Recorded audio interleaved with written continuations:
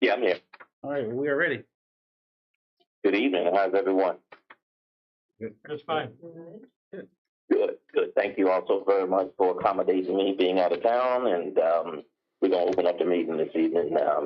I do not have the agenda in front of me, so I'm going to be led by the chair on next items.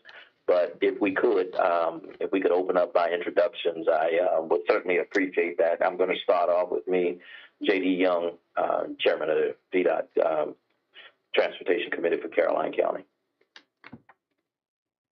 And Lisa. I'm Lisa Zeck with Caroline County Planning and Building. Leon Hughes with Caroline County Planning and Community Development. Giovanni Esposito, I'm the VDOT Residency Administrator for Fredericksburg. David Beal, I'm the citizen rep for Bowling Green District. Jimmy Street, one of the citizen reps for Port Royal District. Alex Long, the other citizen rep for Port Royal District. Steve Rollins, Planning Commission, Caroline County. All right, and that is everyone in attendance, sir. All right, thank you all so very much. Let's open up with the first item on the agenda, Mr. Chairman. I'm sorry, Mr. Chairman, Mr. Director. So the first item we've already done is call to order. So the second item is updates. And so tonight, as part of the update, I wanted to brief you all or bring you up to speed on where we are with the STAR study. The week before Thanksgiving, we received an update from the consultants preparing the STAR study. And so they provided some detailed concepts. And so I wanted to bring this to you all tonight to keep you guys in the loop and let you know where we are and how we're progressing and what the consultants have put out there. So unfortunately, Cassie Lord, who's a project manager on this study, couldn't be with us tonight. So she sends her apologies, but so I will do my best to walk us through the slides and provide you guys information. And please, if you have any questions, please write them down. If there's anything you want me to take back to VDOT or ask VDOT or consider as a part of this STAR study, then let me know and we will talk to Cassie and have the consultants look into it. So we'll just kind of start with the first pick. Yeah, that's the first one. Yep. So essentially, the meeting started. They opened up with the this agenda. They talked about the background, the public survey results, the existing conditions, the traffic forecasting, the no-bill conditions, the preliminary concepts, the detailed concept and results, and then the next steps. So on the screen, you can see the study area. I-95 is running left to right in the blue on the screen. Route 639 is running from top to bottom in the red. It identifies the intersections there. The first one on the west side of 95, I'm kind of backwards myself, is the first intersection is the Ladysmith Road and New Green Road intersection. That is where the Sheetz and the Wawa are right now. The second intersection is Ladysmith Road and Green Road. That is where the Exxon station is on 639. Just as you approach the ramp, as you are traveling east on 639. The third intersection is the Ladysmith Road I-95 southbound off ramp. The fourth is on the western side of I-95, and it is the Ladysmith Road I-95 northbound ramp. The fifth is the intersection of Ladysmith Road and Bazaar Avenue. And then the sixth is the intersection of Ladysmith Road and Bull Church Road. That is the study area for the STAR study.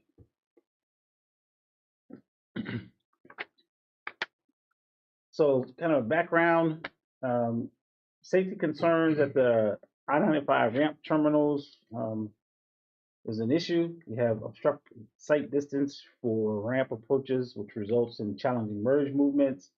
You have challenging merge conditions from I-95 southbound onto Ladysmith Road westbound. And then you have operational issues. You have inadequate storage length for turning movements at the I-95 interchange. And then you have new development, which is occurring. And this Pendleton residential development is noted on here because at the last update from the consultant, they had not considered all of the full build out of Pendleton. So they had to go back and include that traffic as a part of this analysis. So that's why it's pointed out as a bullet point, just making notice that they had indeed included that additional traffic. So you also have lane capacity deficits versus expected demand. Next slide. So then there was a public survey, and the results of the survey, the top concerns were reducing traffic congestion, especially during the PM peak hours and the AM weekday rush hours. Major safety issues were also a concern: the inadequate sight distance, the weaving and merging difficulties, and the speeding and aggressive driving in the corridor. The travel patterns indicate that 76% of the travel during the weekday PM rush between 4 and 7 p.m. 65% of the respondents travel during the weekday AM, which is 6 a.m. peak or rush, which is 6 to 9 a.m. and weekends. And then 59% of the respondents travel daily in the study area. 69% of the respondents reported that shopping and errands were their trip purposes. 64% was work, and then 66% was for home access. The 99th percentile of the respondents reported that their travel was in personal vehicles, and the respondents noted that multimodal needs were should be included out here. That includes crosswalks, pedestrian signals, sidewalks, shared use paths.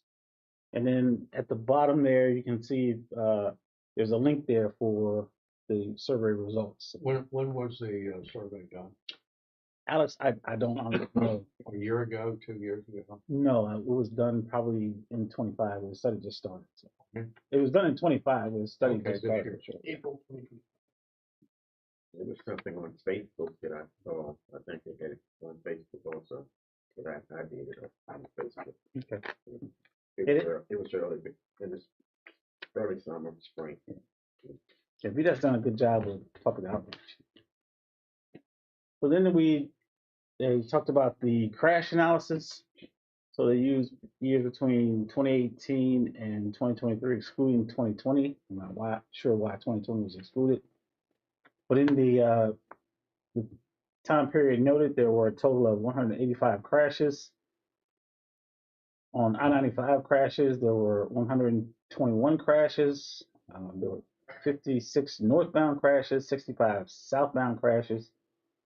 There were no crash hotspots were observed. There was one fatality in 2021 where someone hit a fixed object off the road and it was dark, it was raining, and it was approximately 0.8 miles south of the interchange. Ladysmith Road corridor had 64 crashes, 3 hotspots. Hotspot number 1 was Ladysmith Road at the I-95 northbound ramp. There were 18 total crashes. 7 of those crashes are angled crashes. 4 had severe injuries, type 1. 1 had a visible injury, type B. And there were 13 property damage only crashes. Failure to yield was the common cause, particularly for the northbound left vehicles. And if you guys are familiar, angle crashes are the most dangerous crashes. The second hotspot was Ladysmith Road and the I-95 ramp southbound. There were 15 total crashes with 8 angle collisions, 4 visible injuries, 11 property damage only. 60% of the crashes involved a side street vehicle. And the third hotspot was Ladysmith Road and Bible Church Road. There were 9 crashes, 5 angles, 4 visible injury, 5 property damage only, and all 5 angle crashes involved a vehicle from Ladysmith Road going eastbound. On the 95 crashes, how wide an area were they looking at? I think just in the area that was shown in the I mean, you're looking at 8/10 for the one fatal crash. That's not necessarily something having to do with the ramps themselves. Yeah. So we don't know how much of that is actually ramp related and how much is just accidents on the main roadway. I think the I-95 crashes are accidents on the main roadway. What the thought is that's congestion from the interchange, Okay. because they're south of the. And I'll ask them to define the exact distance that they Okay. went north and south on that. Okay. There are no crash hotspots observed on the interstate, but these other crash hotspots are at the interstate. Right. Yeah. Yeah, I can accept that. So I still within 95 when So then the consultants, they discuss the operational analysis, and does anyone from VDOT know the VISM? You might know what that acronym stands for? Virginia something simulation model development. So the model limits Ladysmith Road from New Green Road through Bull Church Road and I-95 approximately 1 mile north to 1 mile south of the interchange. So there's your answer. Thank you.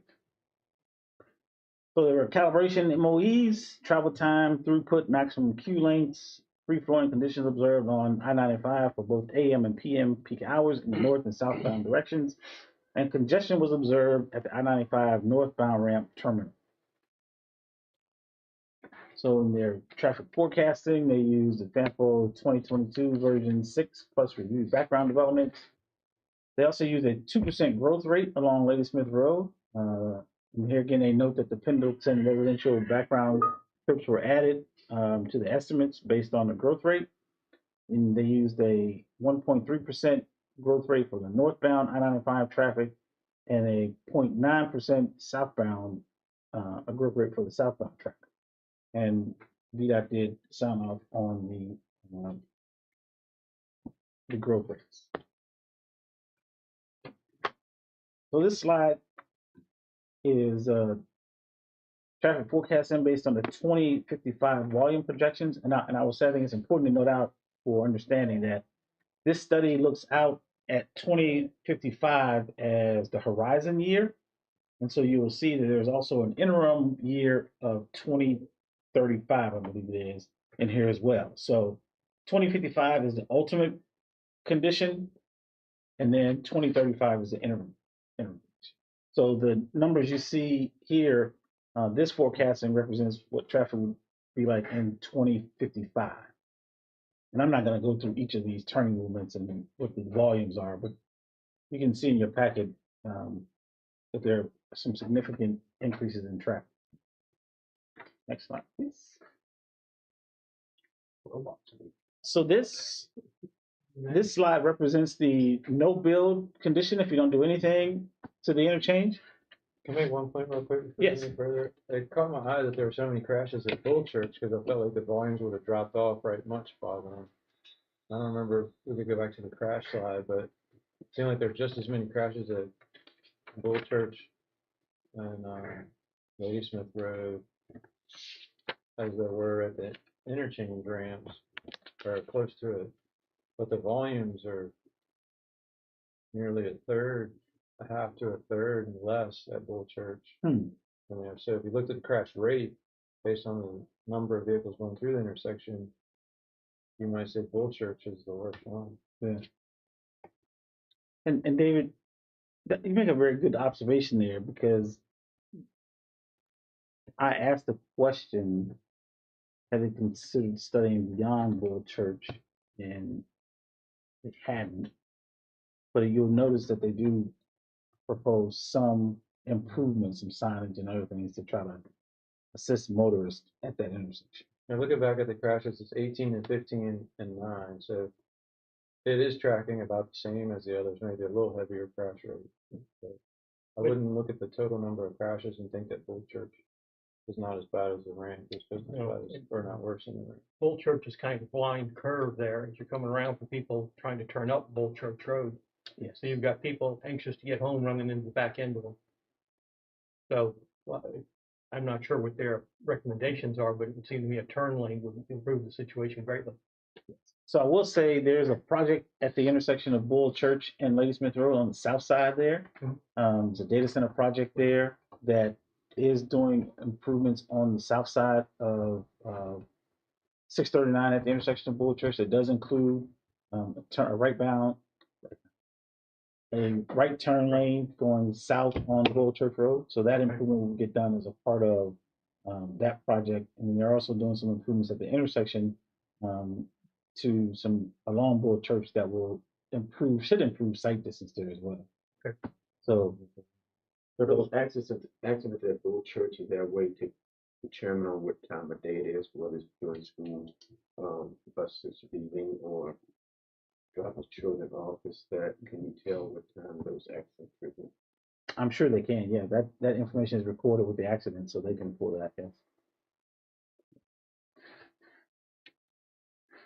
So here you have the no bill condition in 2055, and as you can see, as indicated by the color coding on the screen there, you have gridlock conditions at the ramp terminals leading to queuing along I-95 and Ladysmith Road. 35 to 40% of the traffic remains unserved during both peak hours, and you have a failing level service of F at the intersections. And then safety is also likely to degrade. So this is if nothing is done and it stays in its current configuration. So here are the preliminary build alternatives that the consultants had out there. So in the preliminary round of alternatives, they had the alternative one was the double roundabout with the loop ramp on I-95 northbound and without a loop ramp on I-95 northbound. Build alternative 2 was a diverging diamond interchange. Build alternative 3 was a tight diamond interchange. And then they had some improvements at Green Road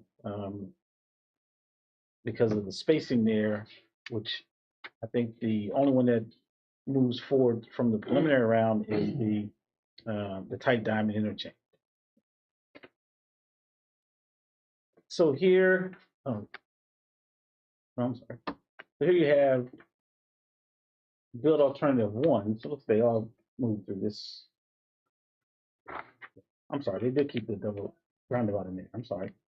So you do have the build alternative 1 is the double roundabout. The hybrid roundabouts at the ramp terminals with the bridge widening. It facilitates U-turns for businesses west of the interchange. Provides a free right turn for relatively high volume movements. And the loop ramp to I-95 northbound likely requires a lane shift on the freeway. And then you also have the challenges associated with this concept. You have additional access points on I-95, requires shifting of the I-95 northbound lanes. You have the bridge widening, and you have the Green Road intersection, which is spacing is limited there at Green Road. And kind of, yeah. So when they're talking about the Green Road, this is the Green Road intersection right here. And the spacing that they're talking about that is limited is from this point getting on to the southbound ramp. That's what we're talking about, the limited spacing from Green Road to that corner. And then also you'll notice here, this is the existing off-ramp, northbound ramp. And you can see it swings out here. So the offset with this. That was alternative 1, the roundabout. I actually have a question. Don't we have some numbers that go with these scenarios and that this one's gonna be 100 million, this one's gonna be 50 million? Not yet. They don't have cost estimates yet. And also not just the constraint to cost, but also how much time? This one might take 5 years, another one 7 years.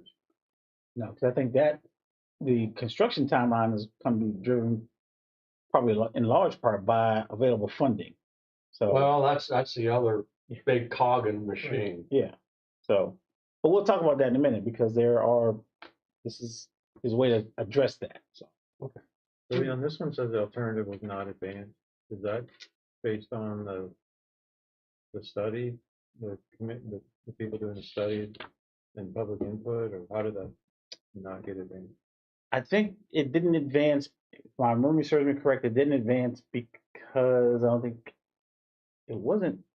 It might have been cost, and I'm not sure if it was as efficient as the others that they came up with.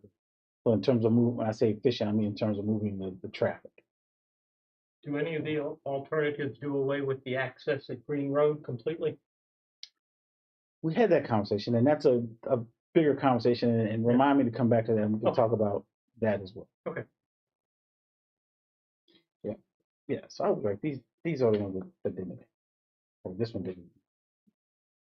So we have build alternative 2. I'll take it too. So it has a signalized 2-phase intersections at the ramps. Signal at Ladysmith Road and Green Road would operate under the same control as I-95 southbound ramp, and then that facilitates the free turning movement for relatively higher volume of vehicles to and from I-95. This alternative with the diverging diamond does include the addition of a new bridge, which you see there in blue, to facilitate that. And then it has new traffic signals as well. And so you were just talking about Green Road. So one of the things that this alternative does is add a signal at Green Road. And if you can see it there, Mr. Street, to help traffic make that, again, southbound 95 on-ramp movement there. Okay. And when you look at these closely, if you look at the white callouts on the in the information, it kind of gives you a little bit better description of those particular improvements. Okay. So build alternative 3 was a tight diamond interchange, and it retains the current interchange configuration. You signalize intersections at the ramp terminals, plus it has a bridge widening. And then it would have also a signal at Ladysmith and Green Road, and would operate under the same controller as the I-95 southbound ramp signal. The challenges here again are the bridge widening and the new traffic signals. And this is probably a good point to talk about Green Road, because one of the questions I had asked the consultants to consider was the closure of Green Road at that point and having Green Road relocated from the signal at the Sheets and the Wawa south. Okay. So the county's transportation plan and the comp plan calls for that relocation to occur, to go between Wawa and Sheets down to the south to connect to Green Road, and then to extend north across 639 between the Sheets and any future development, and then extend up to, I think I want to say it's Star Drive, which is where the Tractor Supply is. I don't know if you've ever noticed there, but there's a pretty significant improvement going into Tractor Supply. That improvement was put in anticipation that Green Road would eventually extend to the north. Now, I will say a couple things here. First, there are no commitments, proper commitments from developers to extend Green Road to the south. So that portion that's between 639 and the Wawa and what was going to be the Walmart, that was committed, but that developer at that time did not control the property connecting to the south of Green Road. Okay. And so at this point, that's a challenge. Somehow that would have to be acquired. That right of way would have to be acquired to extend south. And that was one of the reasons that the consultant and VDOT had some hesitancy about including that analysis in the report, because there's no commitment to making it happen. Okay. And going north, there are also challenges with the existing configuration of where Green Road is supposed to go, because when that case was done, whenever it was done, there's now a stormwater management pond behind the sheets that creates a pinch point for what should be the right of way for the road. So when future development occurs, we're going to have to work to get some right of way in that area to allow that road to extend north. Okay. And I have some different thoughts about what the comp plan shows, and we'll have those discussions at some point in the future. But I think there's some environmental challenges taking Green Road north to Star Drive. There's a significant area of wetlands Mhm. and some topography issues through there. And there may be a less constrained alternative that's a little bit further south. I don't know how my good friends at VDOT may feel about having an intersection a little bit further south, but it would essentially almost take traffic through the industrial park. Yeah. That network is set up. It would require some improvements there, but the network is there. And so I think there's sufficient right of way and some pavement there now. You can land a plane on it actually, to accommodate additional volumes of traffic. I think the issue is going to be where it connects to Route 1 and what the ultimate improvements are along Route 1 and the distance from the intersection of Route 1 and 639. It's probably, if my memory serves me correctly, it's at least 1,500 feet from the intersection to where I'm thinking about a Okay. possible, alternative to get over from Green Road, to bring Green Road over there. That's another study. Yeah. But just when you think about big picture and how the network may ultimately we're thinking about these improvements, you have to think about how do you provide relief, in 2055 to an alternative north-south route to Route 1 in this area. Right. But I can tell you what we don't want to have is Route 1 being the only north-south route in this area in 2055. That is going to create some significant issues at the intersection of Route 1 and 639. Yeah. So that's my big picture perspective on that. Okay. So here, this is where I really get out of my lane quite a bit. This is where they provided a bunch of analysis on the failing operations. Where they did the analysis and they're going to break down what's going to happen. And I don't know, Dave, if you've had a chance to look Yeah, at this. I just looked at this slide and the unit of measure that they're showing is vehicles per mile per lane, which is the density. So it's just showing congestion. And generally green is good, red is bad. So you see the red and the density column under the no build. And then they're just showing that the two build recommendations between the DDI and the traditional tight diamond are virtually identical as far as congestion levels on 95. So there's no real difference between the two of them as far as the impact on 95.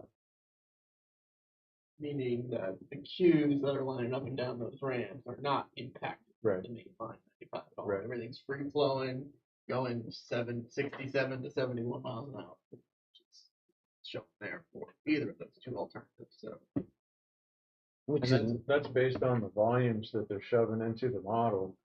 That doesn't necessarily mean that they would remain identical if you shove more traffic through them. One of them may prevail. But based on the, I guess, 2055 numbers, there was no impact for either one on the main line. And that is, correct me if I'm wrong, but that is essentially the goal is not to have any impact on the ramps and the main line. That's the part of the reason for doing this. Well, you want the impact to remain on the ramp, not in. No, okay. Yeah, the queue, the traffic would back up on the ramps, but not into the main. Not into right. Which we have occurring on the southbound side today sometime. Okay. Thank you, Dave.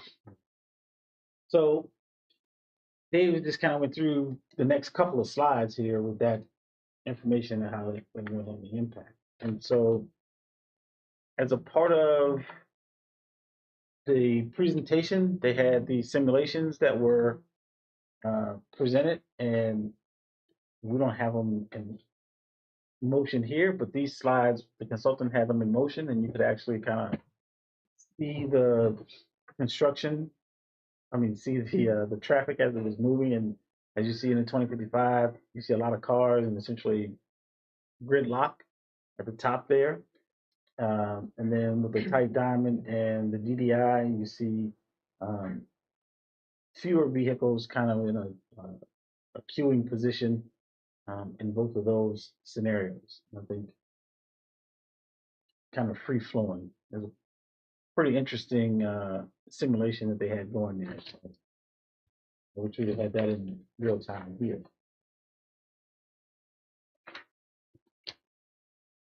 So keys, there we go. So one of the things that the consultant pointed out is that, and Alex, Mr. Long, you alluded to this, the cost of this total project. And so one of the things that they have done is they have provided a 2033 build alternative in the type diamond configuration as a midterm solution. And so it's on page 21. And so what it would do is it would retain the current interchange configuration and bridge. It would signalize the intersections at the ramp terminals.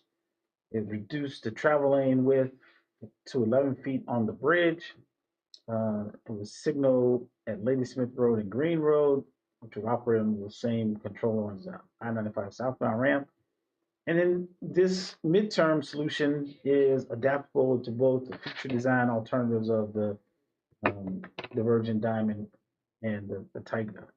So the challenges that they identify are the new signals. And so as a way to try to manage the cost of the total projects, you would have this 2033 alternative that would provide some relief to the traffic in the interim.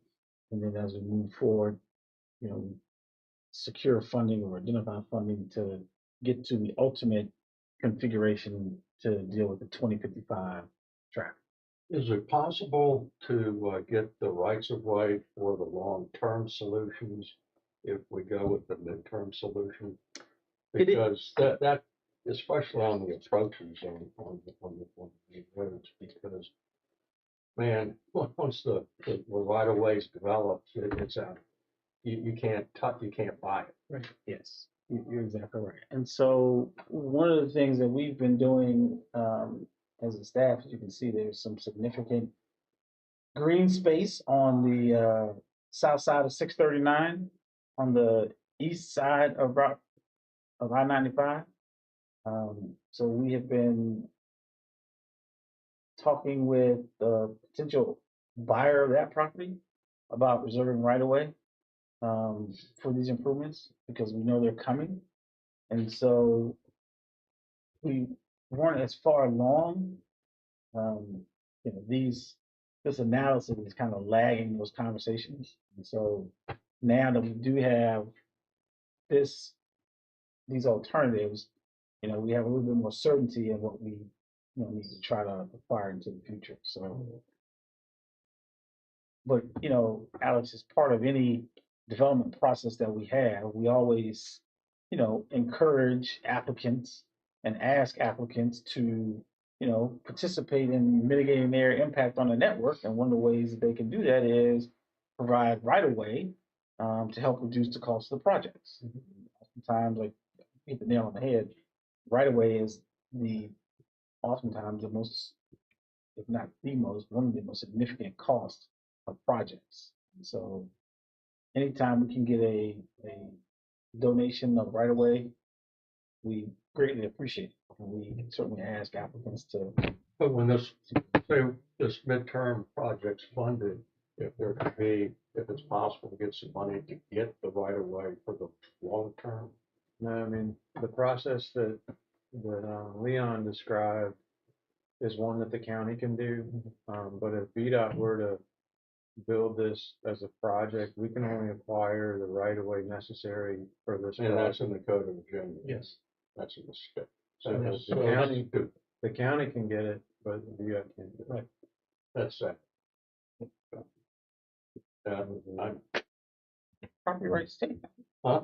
Well, no, it's but long term it's good for everybody. Long term it's good to have the rights of way there to build it out. Yeah. Do what you can today you have the rights of way in the future, and it's more cost effective, isn't it? If you have the rights. Maybe just talk to one of the legislators, and change the law. You know, it's certainly an option. But I think the more likely option is that, you know, we'll see development. I mean, if you know, think about this from the bigger picture again. This area is in our growth area.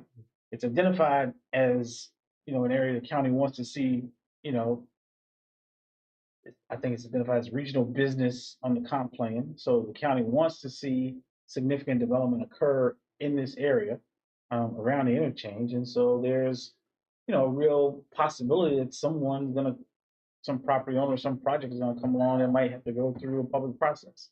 Or we'll have a project that will require some improvements to help mitigate their impact. And so, you know, that may come with my preference would be that if they came along and built the physical improvements in conjunction with this, because, you know, it gets there. You know, we know where it might be pretty close, and we can hopefully get it constructed so that when the project comes along, you don't have to rip anything out, and those improvements will already be in place. You know, that's part of the reason that in our ordinance, in our comp plan, we talk about doing full frontage improvements when new projects come along, so that when the projects come along, you get these incremental improvements along the frontages of those properties, and then as the rest of it builds out, that infrastructure is in place, and it forms the ultimate improvement. So, you know, there's some strategies out there to help, you know, accomplish what you're talking about, Alex. And so, I think over the next few years, I don't think we're going to see any shortage of interest in Caroline County. So, you know, see how it plays out. Pardon me? I said we see how it plays out. Yeah. Let the games begin. Well, at least you're in the game. That's exactly right. That's exactly right. And Carolina is definitely in the game. Good. There's no doubt about that. So The other thing I'll add if you're looking at the midterm alternative versus the 2025 alternative, the alignment of those ramps, specifically the northbound side ramps, in particular, they follow what the final alignment would be for like the tight diamond interchange for the 2055 build. So when you're talking about right of way and whether we're getting a majority of the right of way that you're going to need for the final build condition, it's probably already being acquired with the midterm solution. It looks like the 2025 build, the main thing that they're doing is kind of widening the bridge through there, adding those extra lanes and turn lanes and things like that, which might be a little bit, that's going to help a lot of that east-west traffic flow with the growth. But in terms of the right-of-way, that's minimal right-of-way. That's more widening and building the bridge. That's going to be the additional cost associated with the 2055. If that makes sense. Okay, great. So in the next couple of slides, they discuss travel times and of the alternatives. You know, like they were saying earlier, we have near identical operations for each of the alternatives. Get level service of C better, which is really good. And so you have some significant improvements. Next one. Thank you. You get some significant improvements, 30 to 43% improvement along I-95 over a no-bill condition during the PM peak, which I think is primarily due to the improved Ladysmith Road border conditions. And then you see there's also increased improvements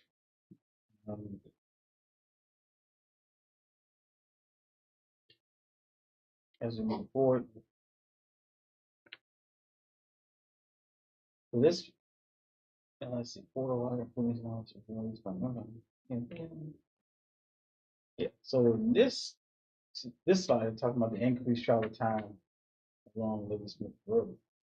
Yeah, so this is kind of that trade-off. If you're doing with the 2033 alternative, it does fix the problem for the 95 northbound, southbound. It's going to fix those queues lining up into 95, but going eastbound to westbound on Ladysmith, in some instances, specifically westbound during the AM peak and then eastbound and westbound during the PM peak, you might actually end up seeing a little bit longer travel times to kind of go east-west through Ladysmith.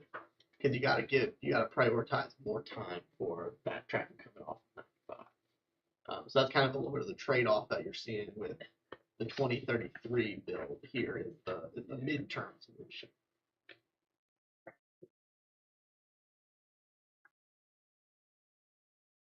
And the midterm, they have traffic signals included as well, so. It's those traffic signals exactly that are going to slow down traffic, right? It's gonna turn green for the 95 traffic and allow that traffic to flow off of 95. But that means you got reds on Ladysmith on either side. That Give means- it to one, take it from another. That's exactly right. But the beauty of that is, I think, correct me if I'm wrong, is the reduced accidents. hmm Yeah. From a safety perspective, Yeah, on obviously. 95. What was it, 120 of the accident, 120 of the 180 were on the main line? Yeah.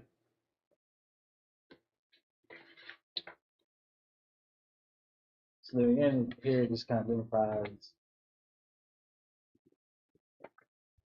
the modes of service of D across all intersections with few exceptions. Then again, they had in their simulations running on the screen as you kind of see how traffic would be reacting. Then was there a discussion or a slide of what the midterm solution looks like in 2055? I think the discussion was at that point you would decide it was going to be the divergent diamond or the tight diamond configuration. So moving from the alternative to the alternate. We're comparing everything in the study to the no build. If we were able to get the midterm done, there's no comparison from the midterm to 55. And you know what, David? I believe someone from VDOT asked that question. I might have been someone from D, if I'm not mistaken. Asked the very question that you're asking. And I think that Then my train of thought is, it's 2025 now. 8 years from now is 2033. When we get funded, typically get funded in years 5 and 6 of the six-year plan. So the midterm solution likely gets built sometime around 2033. Unless the county is going to pony up half the money for revenue sharing. You know, somebody comes along and says they want to build it. So as soon as you build it, you're beyond the years that it was modeled for, or close to it. But it starts failing the day it opens, you know, essentially, or it starts degrading below what the study showed the day it opens. Yeah. And you're still striving for that for 2055. It's an improvement for sure. Yeah.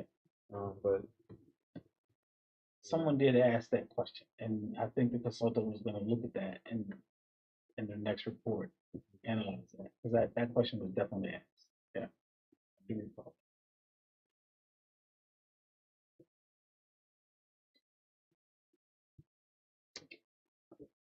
Well, this- are you talking about residential over there on the side of 95? Future growth? You mean on the east side, right? Yeah. No. And you envision anyone having any large subdivisions on the west? Or just build out of the existing one? Well, right now, was it that, so the build out of the existing lots between Pendleton and Ladysmith Village is about 5,000 units. Those two alone. 5,000? that's what's left, or that's the total. That's what we told. How much of that's already built? Not very much. I mean, 1,000? combined, getting close to it. There's a significant amount of inventory between those two properties. So on the east side, like I said, it's identified in the comp plan for regional business. And so that area, you know, right there in close proximity between Bull Church and the interchange, we've had a number of discussions, or a couple of discussions with, you know, commercial projects. Okay. So, and I think if anyone is, I'm not saying anything that the board hadn't already said, but we can kind of look at the board's position on residential development. Well, I know what that is. Right. So I think if your question was kind of going towards expressing a concern about future residential development. I don't think that's an issue. I don't think the county has done a residential rezoning project, a new one, I would say, in Been a long time. 10 years maybe. And I want to qualify that for those people watching and saying they'll throw out Belmont North. But the recent Belmont North project was a proffer amendment. That case was approved years ago, and the proffers had gone stale, and the developers came back in and updated the proffers. And so, but that's not a new, It's not a reason. yeah, and that's not a new case. Those units were already approved years ago. So it actually worked to our favor because we're actually getting traffic improvements out of that project that were not, that weren't going to occur otherwise. So we're looking at, large industrial, commercial sites. Mhm. Yeah. And the unfortunate part of that is sometimes that brings additional traffic. So Nothing's free. nothing's perfect. Okay. So this slide talked about the kind of the safety improvements, the expected safety improvements with the alternative there.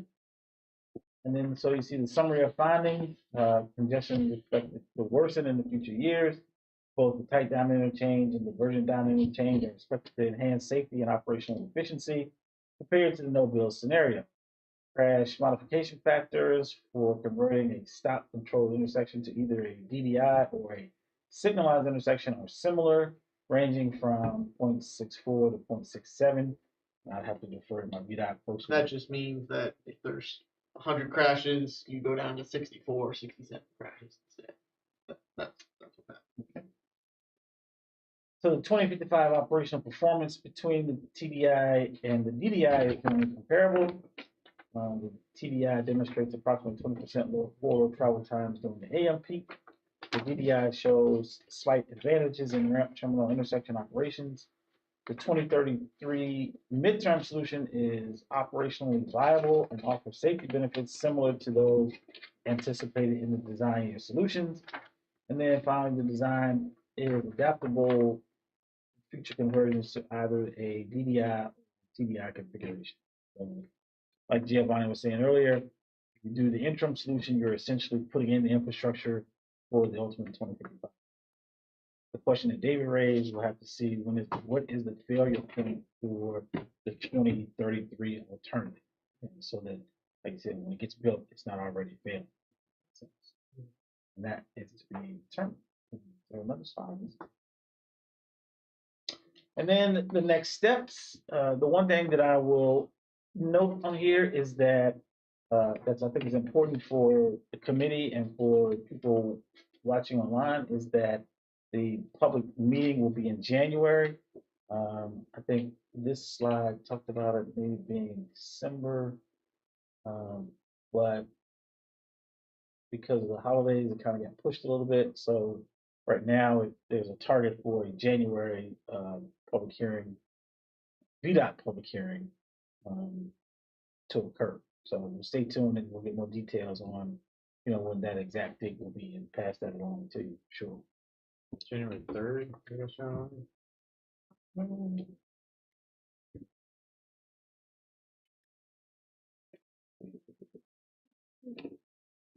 not sure. Cassie, I think that schedule's gonna push a little bit, Dave, based on the public meeting being pushed. 3rd of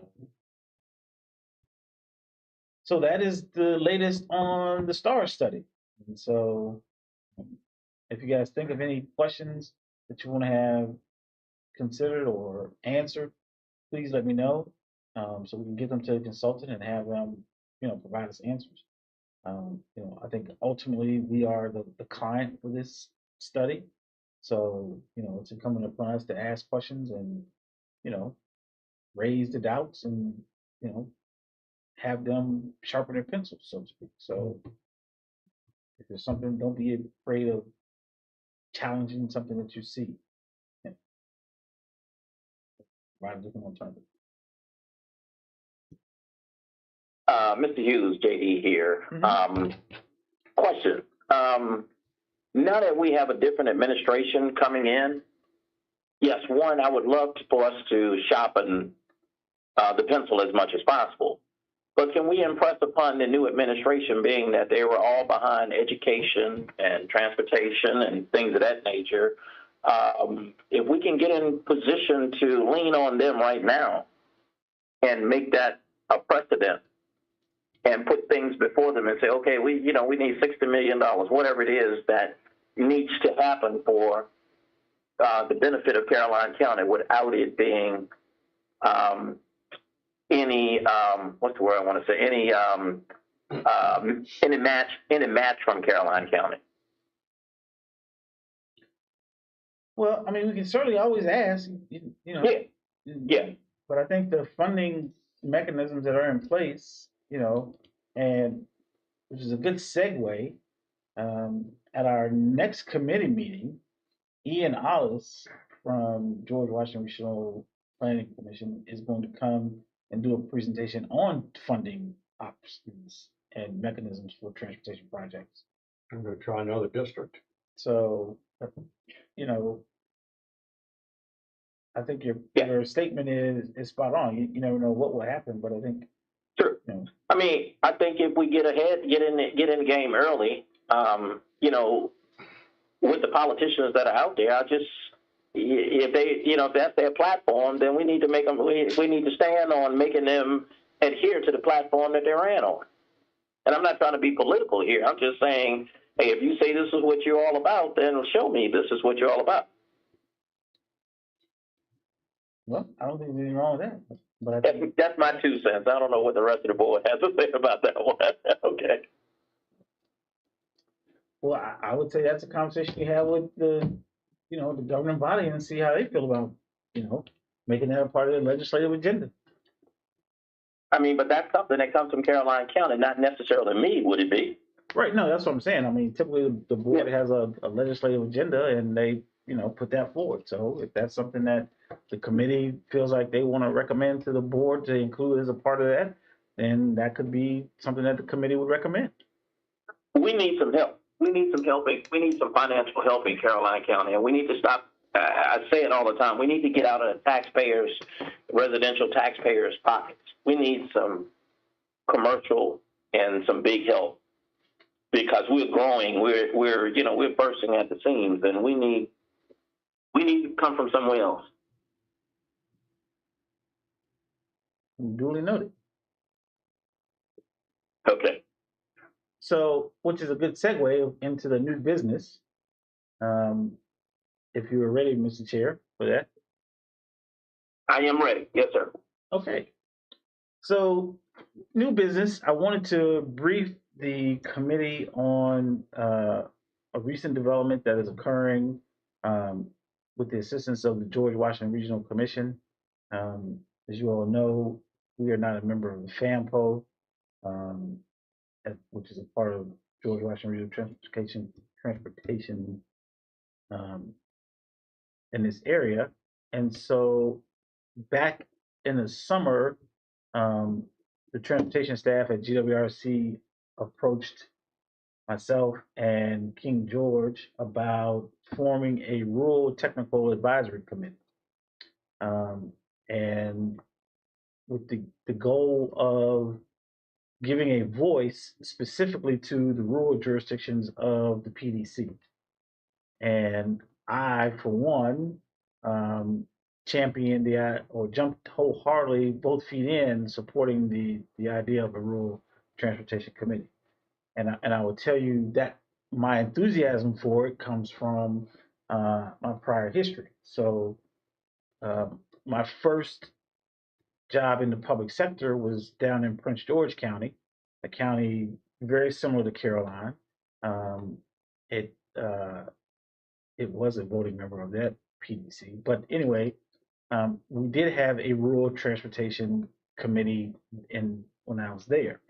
And the funding was a little bit different. We had a little bit more funding available through the state, but we saw some good things come out of that were focused on the rural portions of the PDC.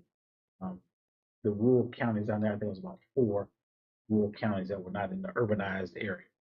And so I think it's a great idea to have a rural transportation advisory committee because this committee focuses specifically on the concerns and issues of the rural counties and rural portions of Caroline and certainly King George County, and it gives us a voice at the PDC level.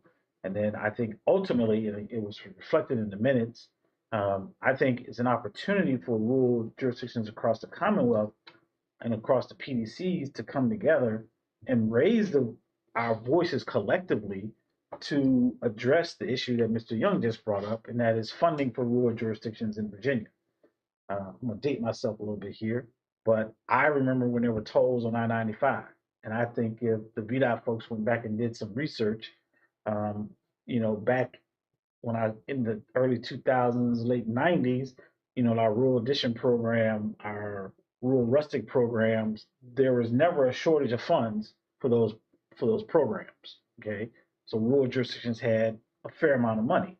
Now, where'd that money come from? It came from the toll money. If you play out the timeline of when the difficulties in those funding mechanisms dried up, I think there's a direct correlation to the removal of the tolls on 95. And so ever since then, rural jurisdictions have struggled, I think, to get appropriate funding for the issues that they have. You all drive the rural roads of Caroline County and know that there are improvements that need to be had, and rural jurisdictions don't have a real voice. And so I think having this rural technical advisory committee gives us a voice at the PDC level, and I think it allows us an opportunity for to join with other PDCs around the Commonwealth and approach the legislator, like Alex alluded to earlier, and like JD just alluded to, and say, hey, we need funding for the rural jurisdictions here. Look at the funding formulas and how they've been level funded for many years in certain programs and how things have kind of lagged. And so I'm excited about it because I think, like I said, it gives us a focused voice that speaks specifically to the issues of our rural jurisdictions. And so what I passed out to you all tonight were the minutes from the first two meetings. The first meeting was held on July 10th, and I was elected chair of the committee. I think everybody stepped back and I was left standing out in front. And so I got elected chair. So, but I'm happy to do it, and I'm happy to make bold statements and hopefully move the needle forward for rural localities because, like I said, this is not my first go around in a rural jurisdiction. So I understand that our needs are specific and different than those in the urbanized areas, and oftentimes the urbanized areas get all of the attention at the federal level and sometimes even at the state level. And I think if you look at how Smart Scale has been playing out, I think that those awards are kind of bearing that fact out. And then if you look at what other PDCs are doing in terms of these transportation authorities, they are getting a lion's share of the dollars. And so, this is an opportunity for rural jurisdictions to have a collective voice. That's all I'll say about that. Any thoughts, questions, concerns? The town of Port Royal met with district manager and planners over at VDOT, the mayor, the chairman of the planning commission, the town manager, and we discussed the idea of a bypass around Port Royal for 301. The fact is that section of 301 in Maryland has now been designated by the federal government, the United States Department of Transportation, as a trucking corridor.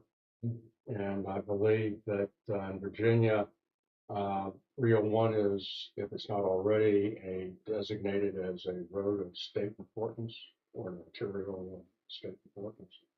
And we're concerned that with the increased truck traffic, especially Port of Virginia and then Port in Baltimore, and all these ports, and then getting 95, so they take it up to 81, that it's going to destroy the town. And, we're 301 on both sides of 301 from the river up to, Horns. All that area is on the state and national registers of historic places. And it's not just something that's 200 years old. It's been, the registers have been updated to include anything of significance that's any more than 50 years old. Horns is registered eligible. Actually, it is a historic place. And that's a slice of Caroline County. It is. Big time. And we're concerned about it. We're redoing the comp plan right now. And, obviously we missed this window, but we hope to have something teed up next year to get it in for 2027. So the project. I don't know if I'll be alive when all that happens. But, it's you're a planner. You plan for the future, right? Exactly right. Exactly right. But that's good news. And I think Horns is the last Horns out there, isn't it? It was a chain and then It's a survivor. yeah. And it's actually done better with Royal Farms next door. Yeah, I can imagine. Good stuff. Yeah. Hey, Mr. Hughes. Yes. Okay, I got a real wild one, and I don't want Alex to throw me under the bus. I mean, not under the bus, but throw me. But I got a wild question to ask you. Okay. Can Caroline County own toll booths? And if we can we have one right there in Fort Royal? And another one maybe in Carmel Church area that would offer the opportunity of citizens of Caroline either have reduced or free toll. And because, I mean, we have a lot of individuals coming through the county from out of state. Can we own a toll? Or is that a state owned? So Only if we can charge the people from Maryland double. So the short answer is no.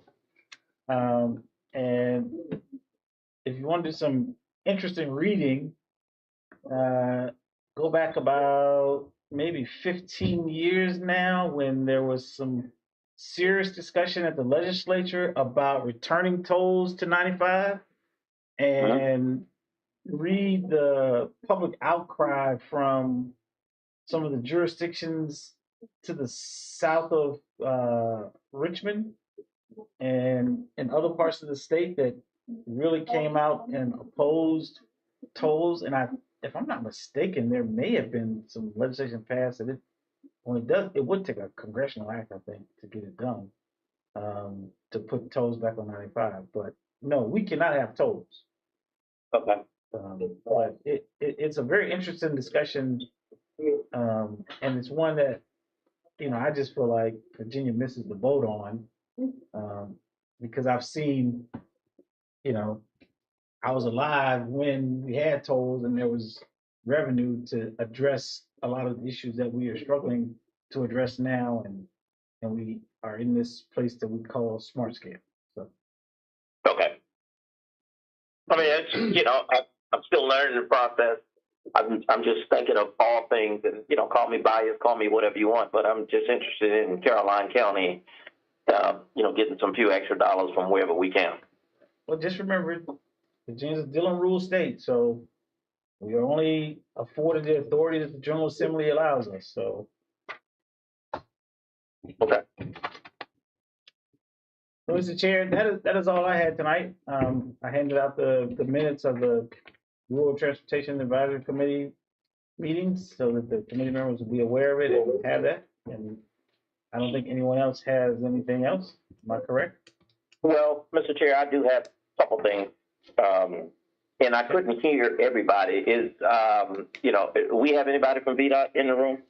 Yes, Giovanni is here. Giovanni is our assistant resident engineer. Okay. Two things that constituents in my district of Reedy Church, and the other constituent was actually Mattapanai district. First, Reedy Church. We would like to consider having a crosswalk put in front of the park So I don't know what formally we need to do, if that needs to be in an email or formal request. But we would like to have at least a crosswalk going from the park across the street to Second Mount Zion. And that's the Low Massey park that's owned by the county. We have a lot of pedestrian traffic going back and forth from the church over to that park. And cars are going to the refuse center over there, and they pick up quite a bit of speed there. So that's number one. And number two, at the corner of 639 and 638, I think it's called, South River Road, right there, not far from St. John Baptist Church. We've had quite a few accidents. The lady just had an accident there last week, and there's quite a few accidents that when they come around that corner, if leaves and snow and anything else is in that street, you slide right into that ravine. And, they were asking if VDOT would consider putting a guardrail there. And I have some photos, so I can send send that photo to you, Mr. Hughes, and you can get it to, Kyle or whoever else could look into that for us. Which road is that again, please? 6:30. South River Road and Ladysmith Road.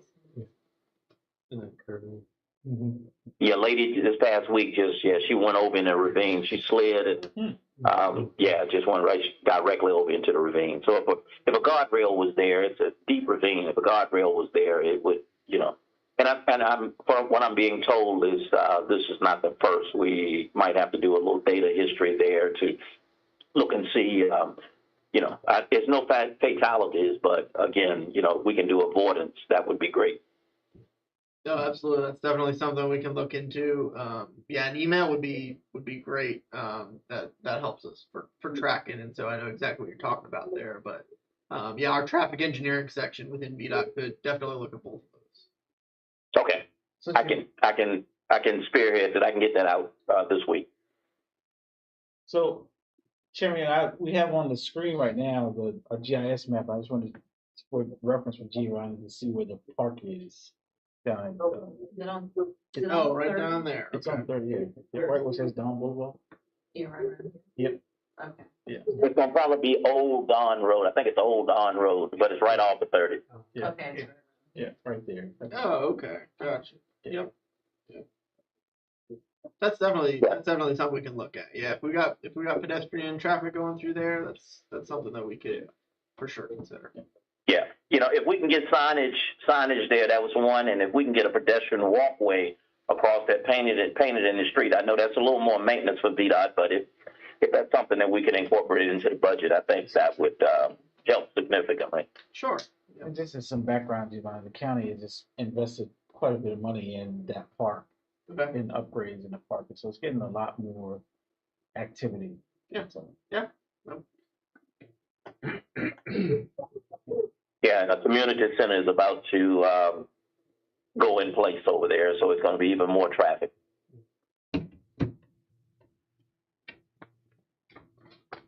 do you have anything else, Mr. Chair? I'm good, Mr. Hughes, and if not, then I would entertain a motion to adjourn. So moved. It's been moving properly. Got a second? Second. Okay, it's been moving properly. Second. I don't know who seconded that, but you all can add that to the notes that we are to be adjourned to next month's meeting. Thank you, guys. Thank you all, ladies, so very much for participating. Now, again, my apologies for not being there physically. All right, All right, JD, have a good night. Thanks. Good night. Good one.